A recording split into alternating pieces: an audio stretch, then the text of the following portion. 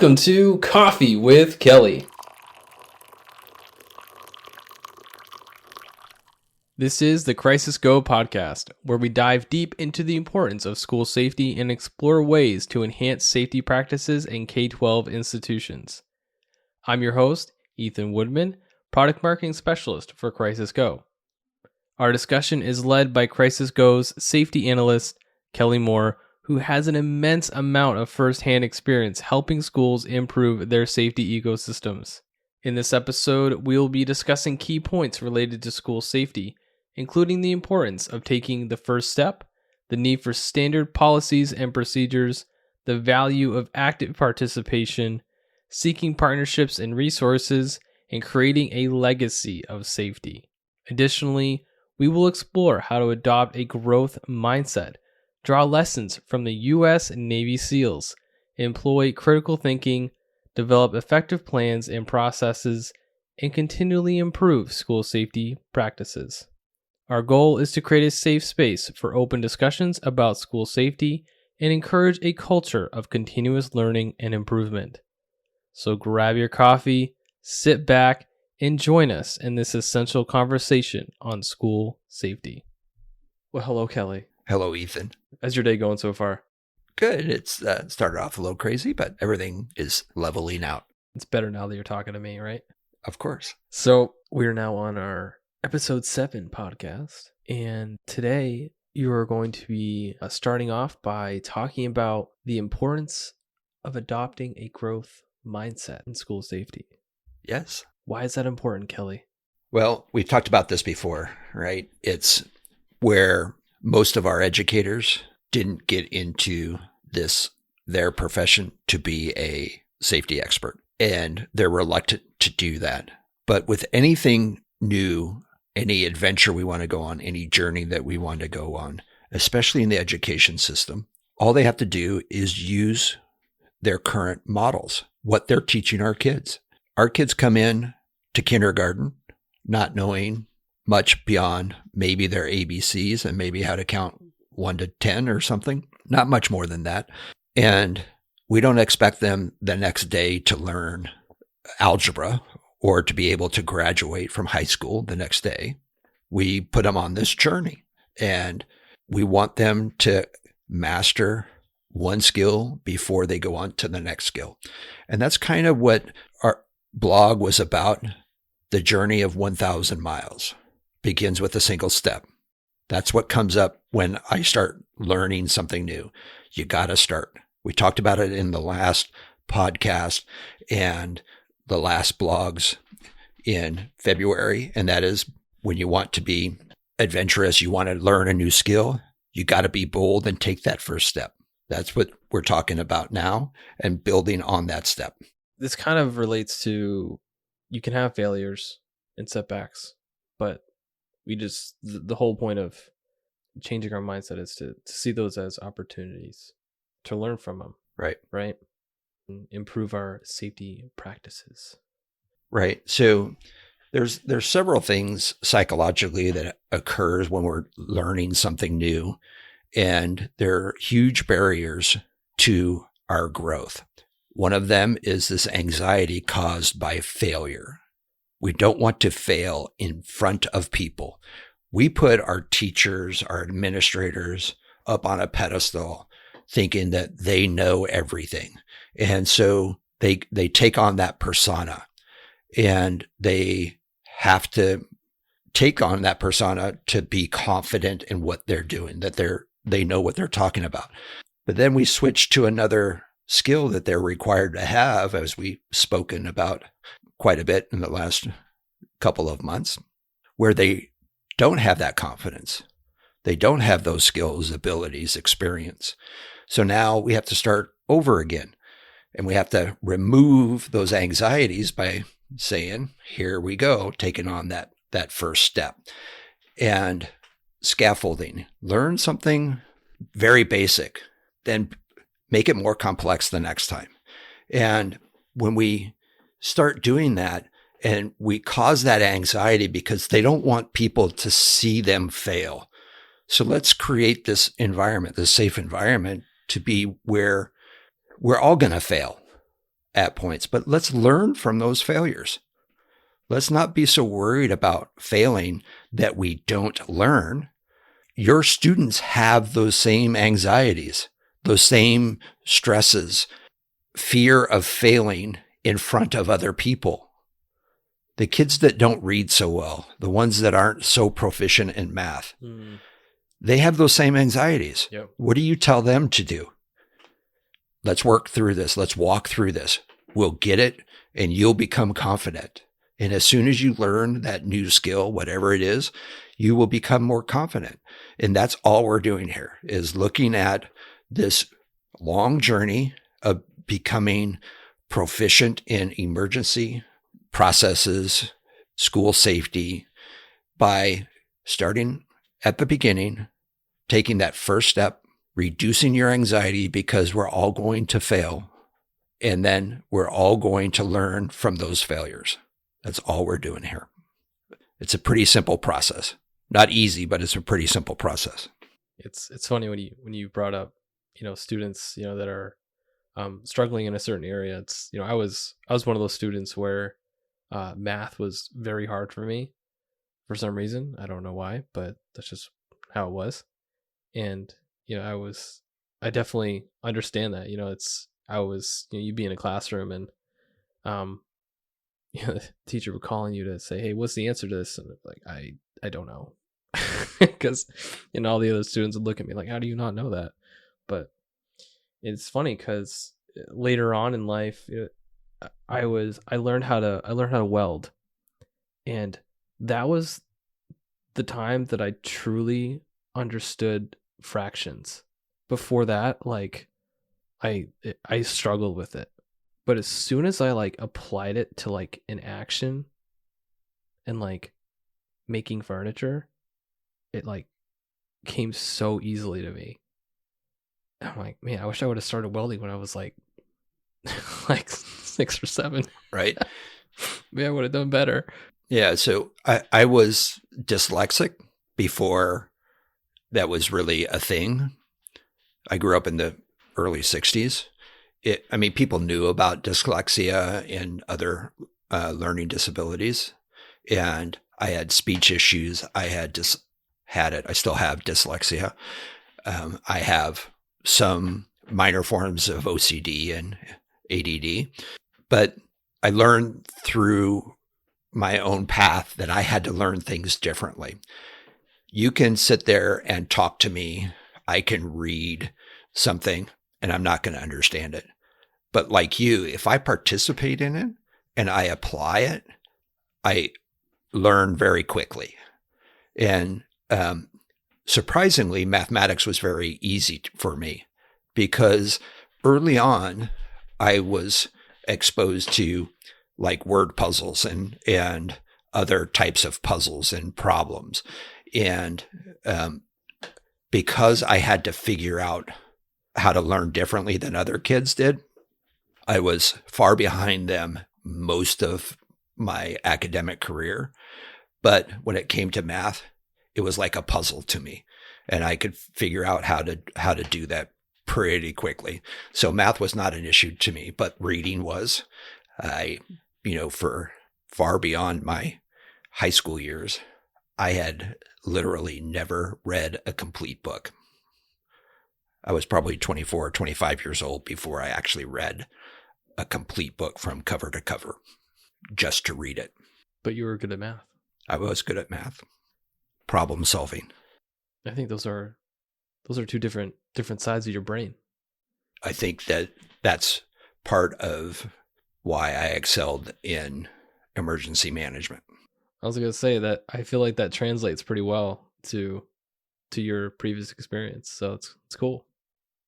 But it's a skill we all can learn. It's not, we might learn it differently, but one of the things that I also learned very young was failure was part of that learning process.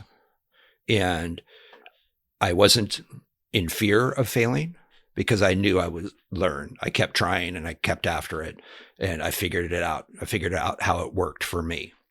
I graduated, not at the top of my class, but I wasn't at the bottom either, right? So you can figure it out. And that's what we're really talking about here, right? Is having the ability to learn a new skill that, whether it's in paper or not, the expectation, like we talked about in the last blog, the expectation is that you're going to keep my kids safe. Now we have to figure out how to do that. And that's what we're really talking about here. One of the, I think this is one of the skills that you mentioned. I think it's probably one of the most important, was critical thinking. To have the ability to just critically think about everything that's going on around you. And you know that it is a perishable skill. And so in this case, it's, when you attain the ability to think critically, it may not be, like riding a bike.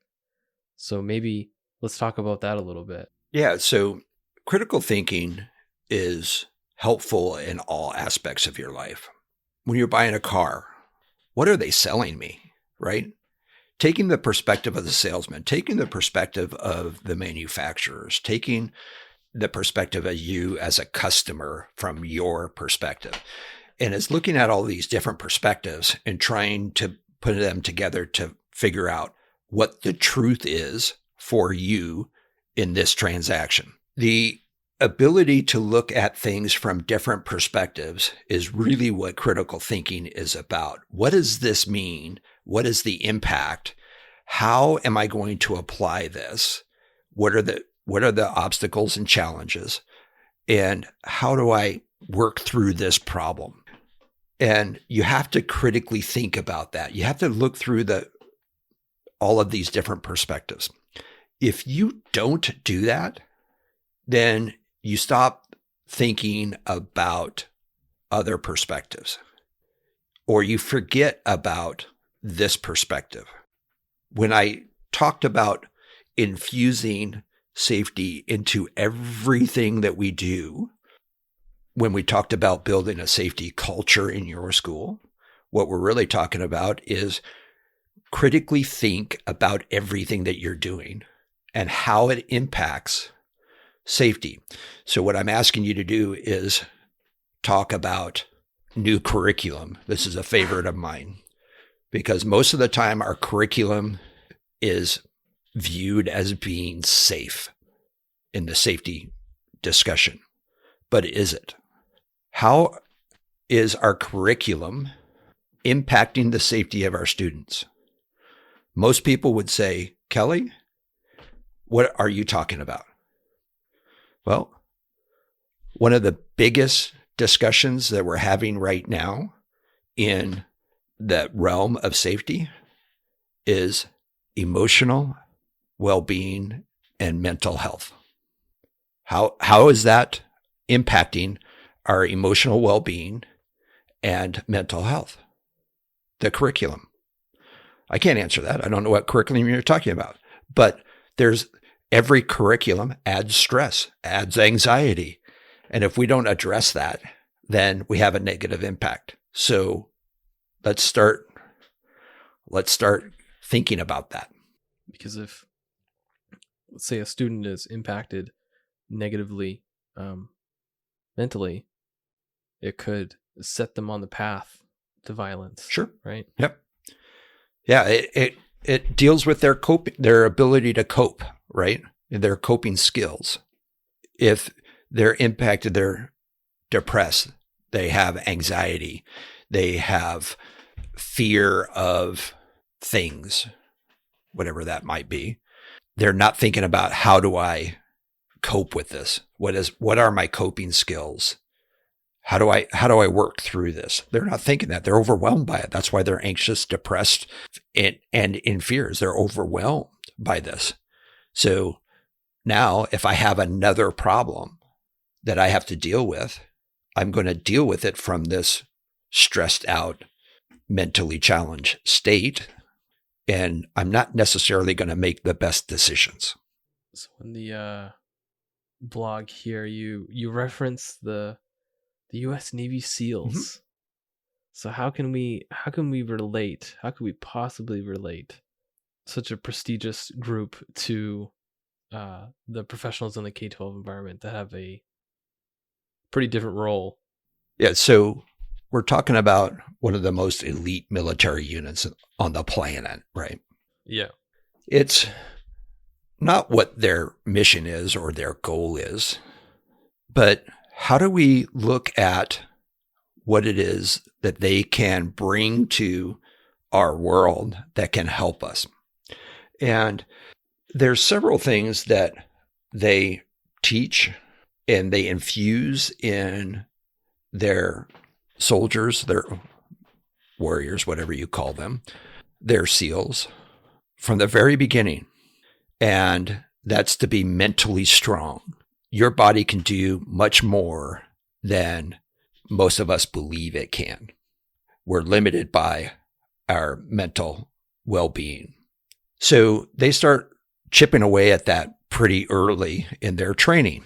First of all, they start saying things like, we never lose.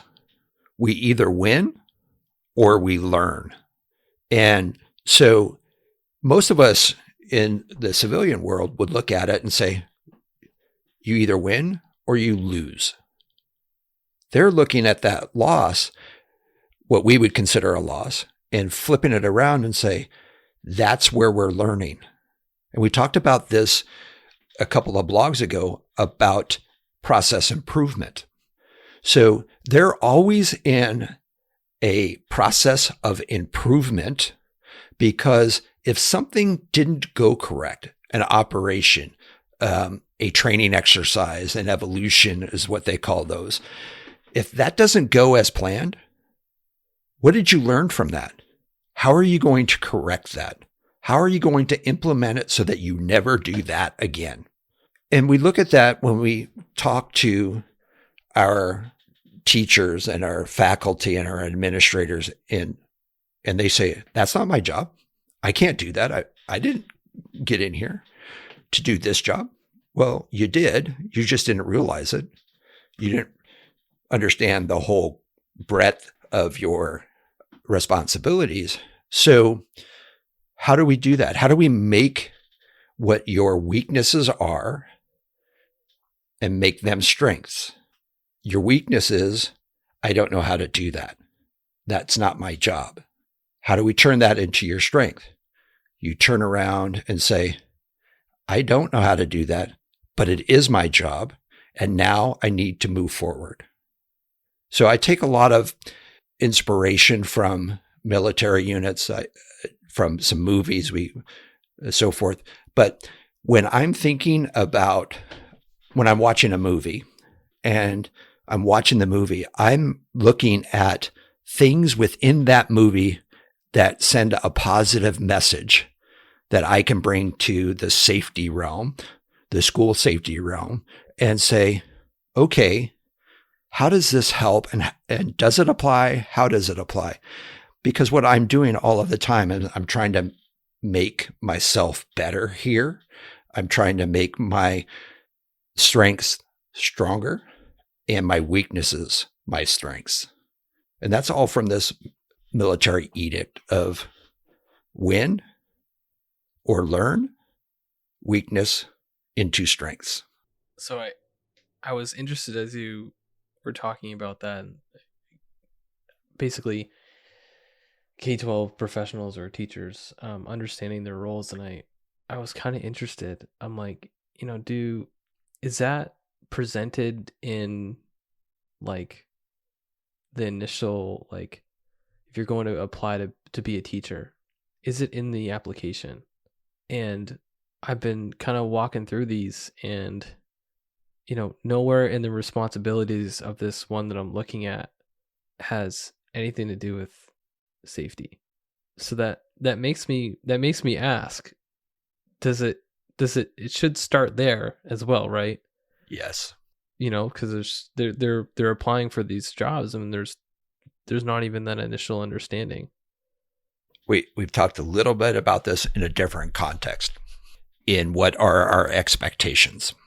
So we talked about that in the last podcast, I believe, maybe the one before that. But what are our expectations and our responsibilities?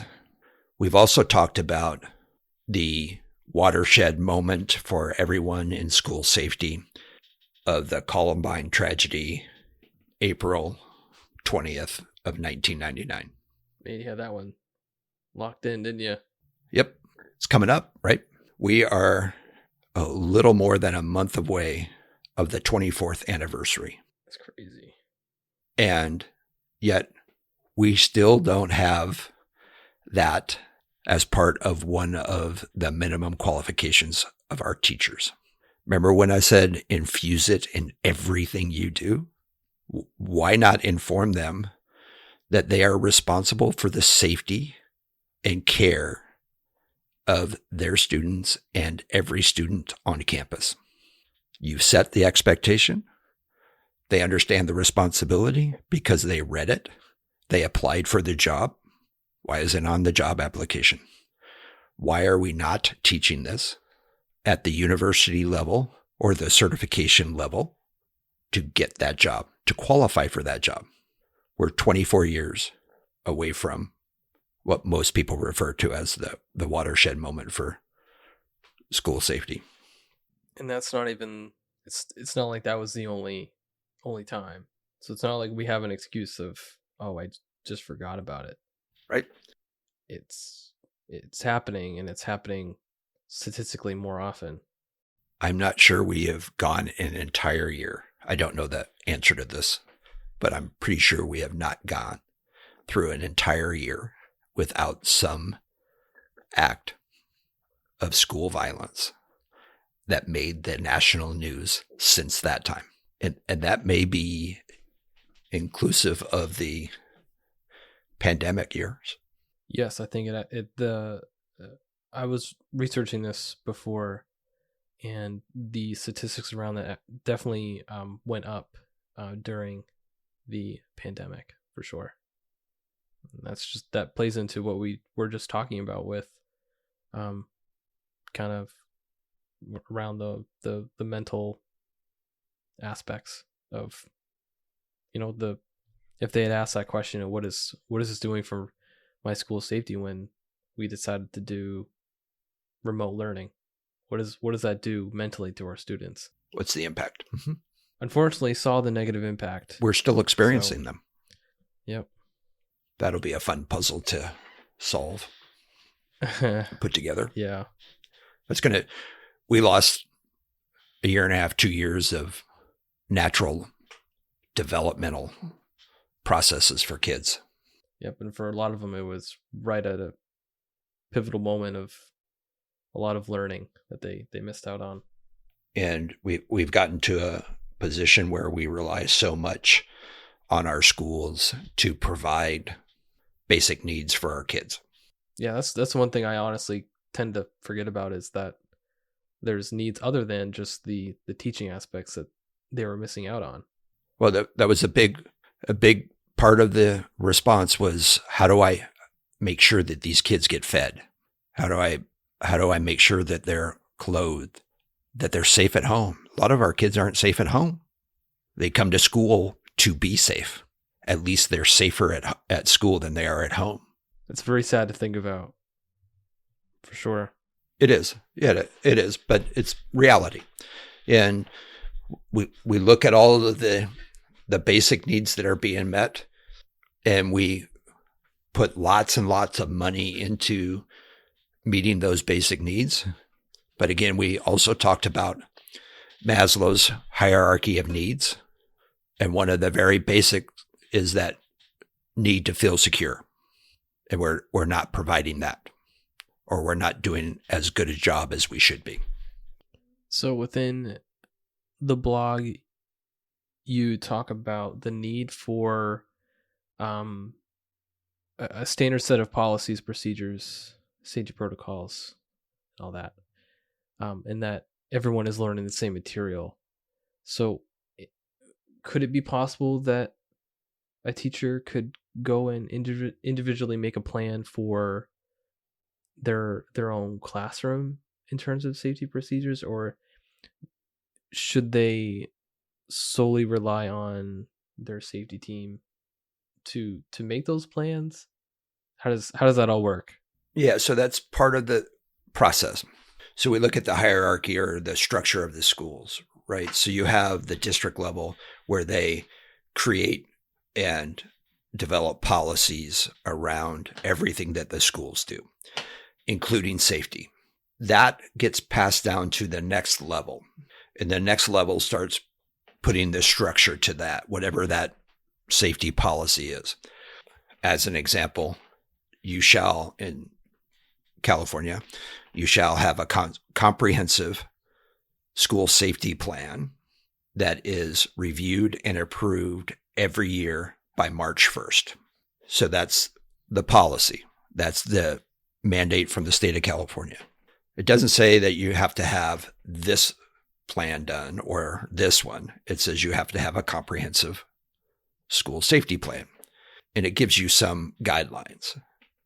But then it gets passed down to the next level, whatever that is for your school district. And they decide what that means. Your district level safety team is a good place for that to occur. What is a comprehensive school safety plan? What does that look like? Then it gets pushed down to the next level. We have this comprehensive school safety plan structure. What does that mean to your school? So the principals and the individual school safety teams start interpreting that as to what it means for their school.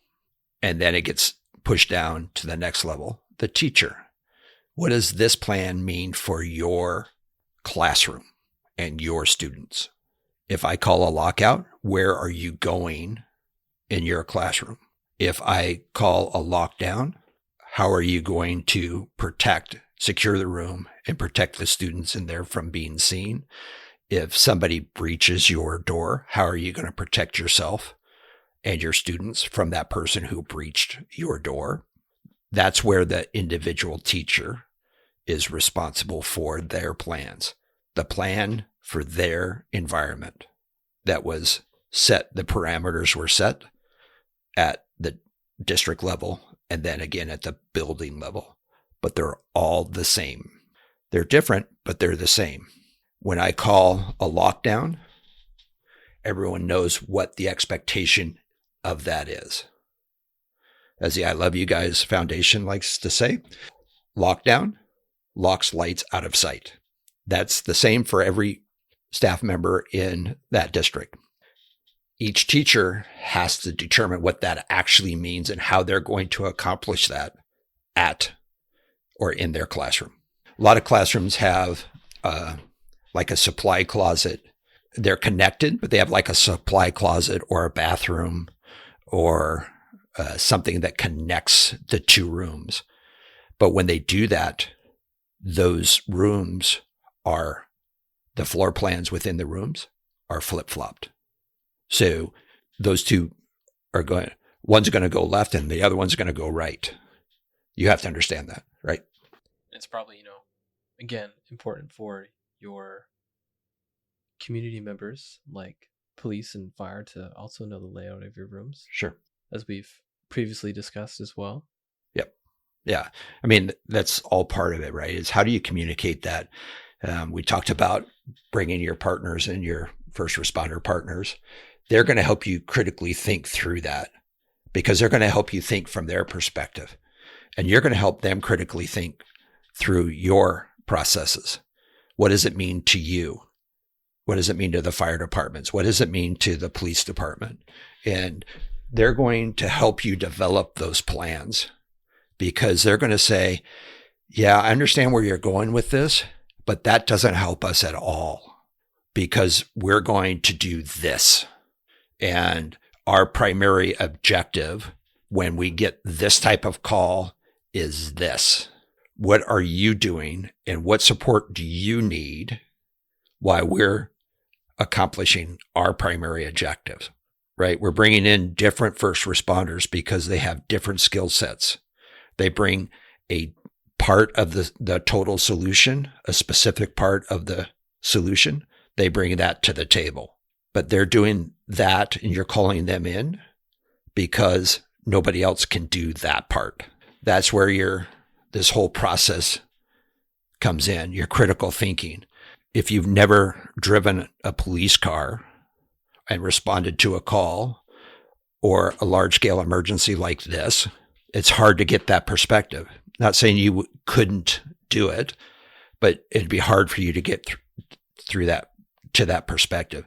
So you need to bring them in. They're going to help. They're going to think critically from their perspective, and they're going to start asking you questions that you didn't think about because you're working from your perspective and not theirs. So everyone's going to start thinking critically together.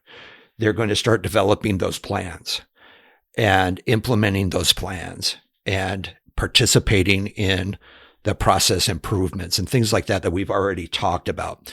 They're going to engage your problem solving skills and your critical thinking. They're going to say, okay, we've got that scenario worked out. What about this one? And you're going to have to go through that process again. Maybe that next process is a little bit more complex.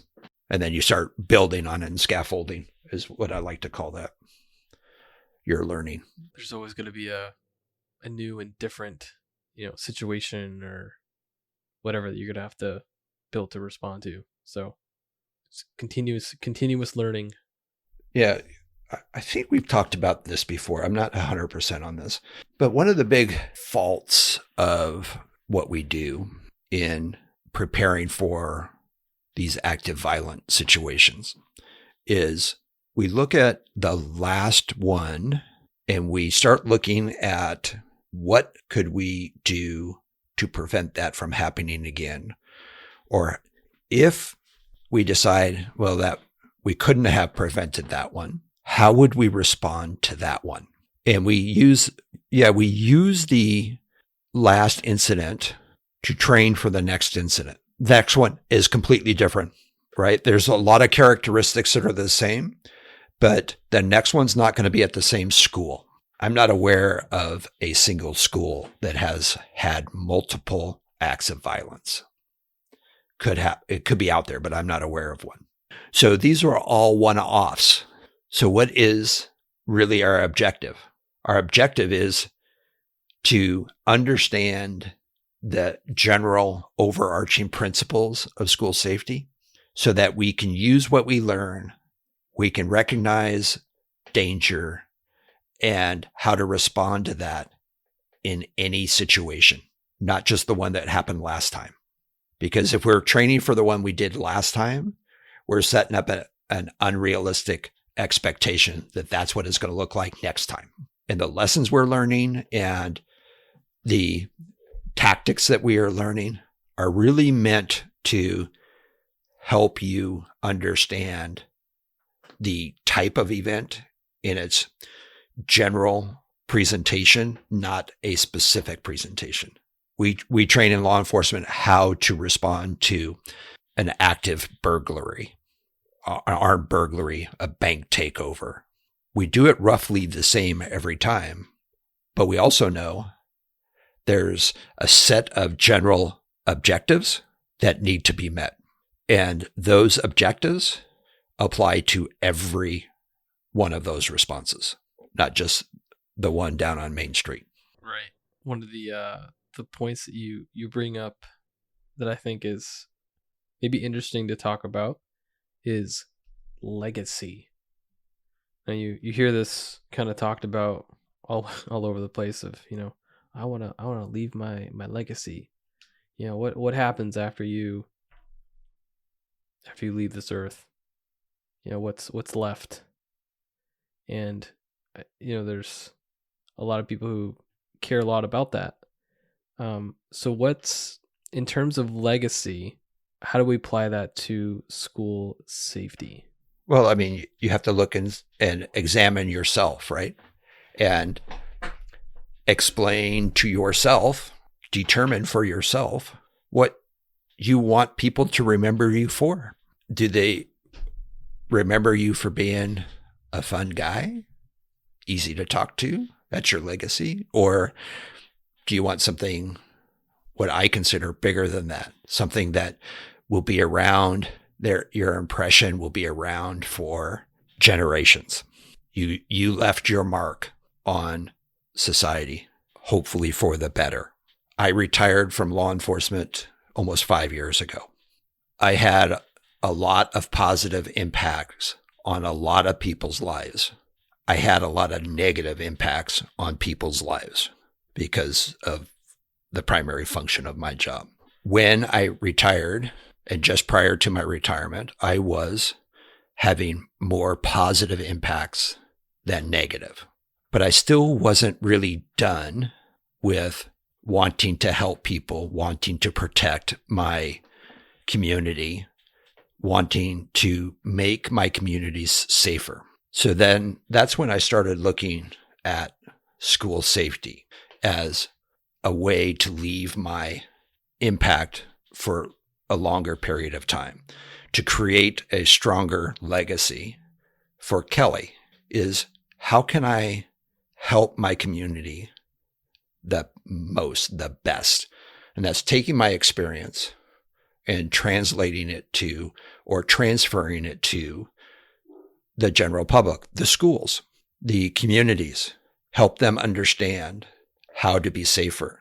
That's one of the reasons I work at Crisis Go, is I took what I was doing and was fairly successful. I can't say I was 100% successful there, but I thought I was fairly successful and had a huge impact on my community and my schools when I was the school safety coordinator.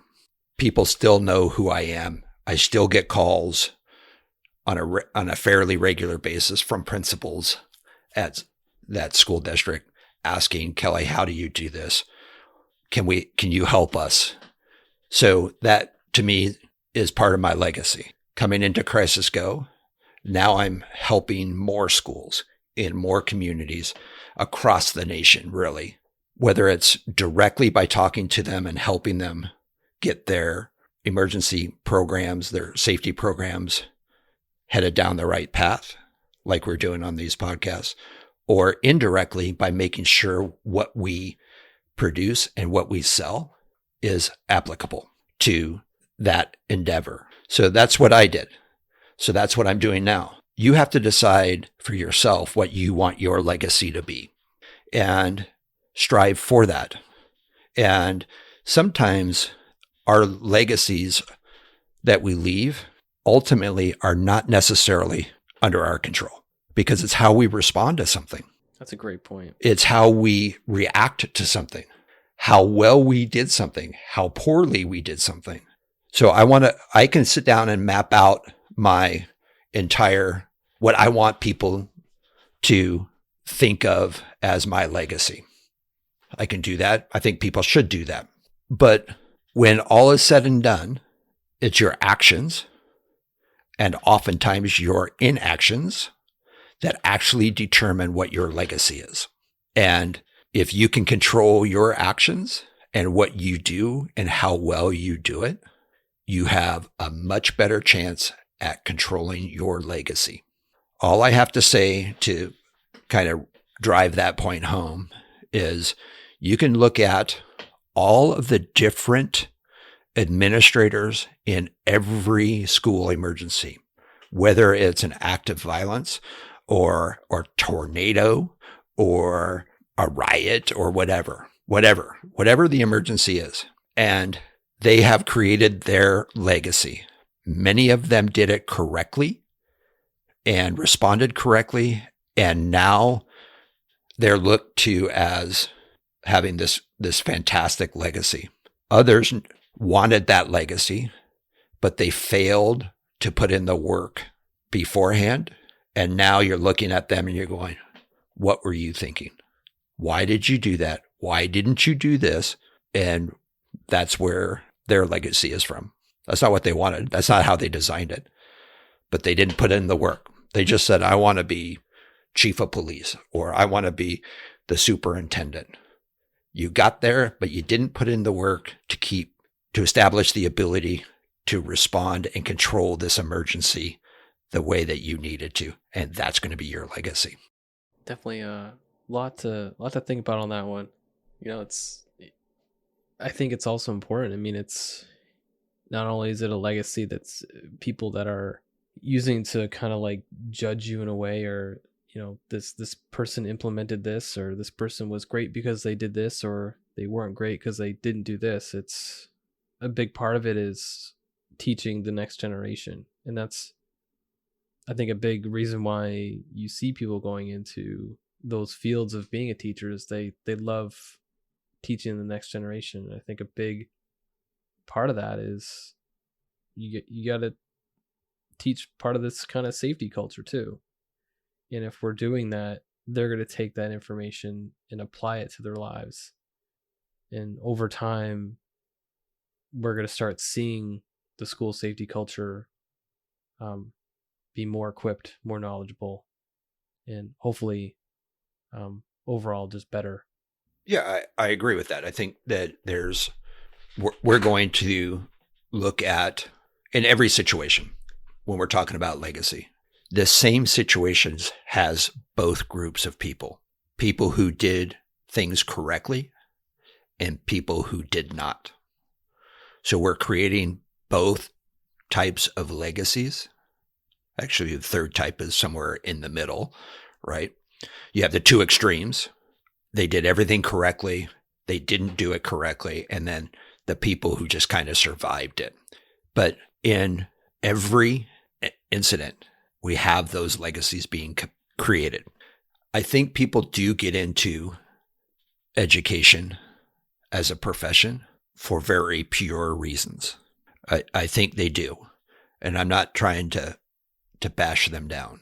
And I applaud them. That's something that I don't have the patience for, and I would probably fail miserably at. But we also have to realize that the reason that they got in, their primary mission going into education, is not their only mission. And that's where we start talking about our safety culture. This is also part of your responsibility. It's a huge one. You may not like it, but it's part of what you signed up for, whether you knew it or not. And I think we have to start looking about challenging people and trying to give better understanding of expectations, responsibilities, so that they take it upon themselves to actively participate in their safety and the safety of those kids that they're in charge of. It's not a super difficult task. It just takes some time and effort. As does basically any other function. Everything requires some amount of effort. Correct.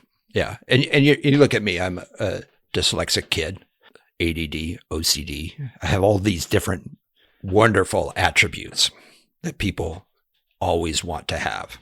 But I did it. It's not that difficult. It's not that complex. We just have to practice it. Shooting a basketball is not difficult. It's not complex. We just have to practice it. Golfing, not that complex. It is if you try to perfect your swing or to make it look like exactly like the professionals the first day. Yeah, that's not going to happen. Right. And there is no perfect swing. Everybody's body, their mechanics are different. There's a perfect swing for you, but there's not a single perfect swing in golf because everyone is different. I can tell you what you need to do to hit the ball straight, but you're going to have to come at that from your perspective. You're going to have to practice it. You're going to have to make the adjustments, and you're going to have to figure a way to make it perfect for you. I can't play golf anymore because I'm old and my knees are shot, but I could not figure out how to correct my slice. I didn't practice enough. I get it. But I did make an adjustment that allowed me to start lowering my score. I accepted that I was going to have a slice on every hit. So I aimed to the left of my target. Everyone would say that that is not the way to do it, but it worked for me. It was perfect for me. If it works, it works, I guess. That's right. Be creative. I used to be the worst player on my soccer team when I was much younger. I was the least skilled. I was the slowest. It was just all around the worst player. And I went from being the worst player for a few years. And it wasn't until the last year of middle school that I ended up actually being one of the best players on the soccer team almost consistently throughout high school in terms of skill and speed and accuracy of my shots. And it's all because I just worked my butt off and I practiced almost every day. Yeah. So when we look at the professional level, we look at that as the gold standard. And we look at those people who are playing professional football, baseball, soccer, hockey, whatever. And we look at them and say, wow, that guy's got talent. That's a talented guy. What we forget about is they are 25 years old and they've been playing since they were 6. They've been working on that skill for, do the math real quick, 19 years. Yeah, long time. Right? And they outworked everybody. You look and you talk to these people. Some of them were talented, no doubt about it. It was easier for them.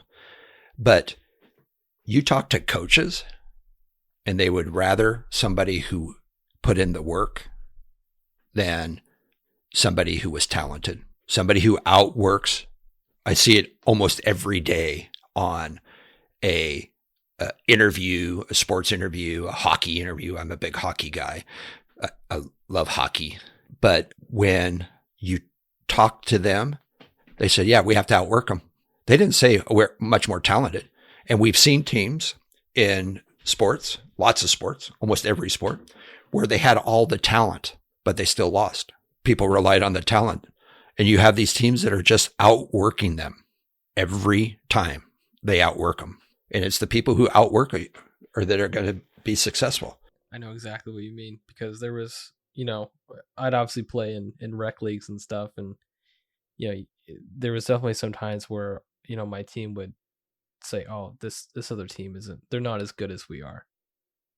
And I would be one of the first people to say, okay, but that doesn't really matter, because if they want that ball more than you do, they're going to get it. If they want to win this game more than you do, it's going to happen. So don't forget that. Right. Yeah. My son, both my kids were pretty good athletes. My son was very good. He was very athletic. Water polo player, goalie, Division I. And he was constantly on a team that underperformed. Probably to this day, I lost track with the water polo world, which is very small. But they had one of the most talented collection of talented water polo players ever. But they all knew it, and they all underperformed. They thought, I am so-and-so. I should get this. I should be able to do this. You should be able to, but that little kid over there outworked you. So we're going to take him.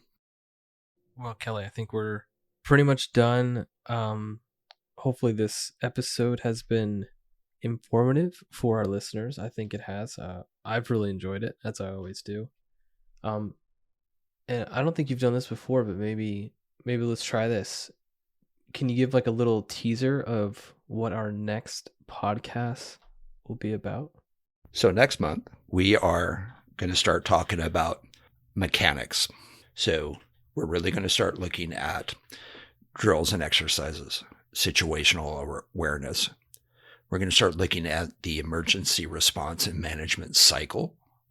So the life of an emergency. So you can start looking at things that you can start planning for and start training for, exercising, why we do that and so forth. So, and finally, we're going to talk about what you do after the alarm sounds. So this will get into a little bit of the discussion of the current status of like panic buttons and why they're not the solution.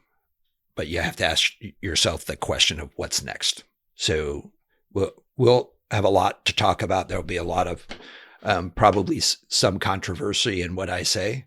And it's really meant to be controversial and to get you to start thinking. So but we're going to start getting into the nuts and bolts. So we're going to start looking at building your knowledge and your skill sets and so forth. So that's what we're going to do next month. Very cool. I'm excited. As we wrap up our discussion on school safety, we hope that this episode has provided valuable insights and sparked meaningful conversations around enhancing safety practices in your school. We encourage our listeners to take the first step towards improving school safety, whether that's by joining the school safety team, seeking out partnerships and resources, or actively participating in safety protocols. Remember that creating a culture of safety is an ongoing process that requires continuous improvement and a growth mindset. By working together, we can make our schools safer for everyone. Make sure to subscribe to the podcast and hit that notification bell to know when our next podcast is available. We encourage you to leave a comment on what was your favorite part about this podcast on our website at crisisgo.com. Thank you for tuning in, and we'll see you next time on Coffee with Kelly, a discussion on school safety.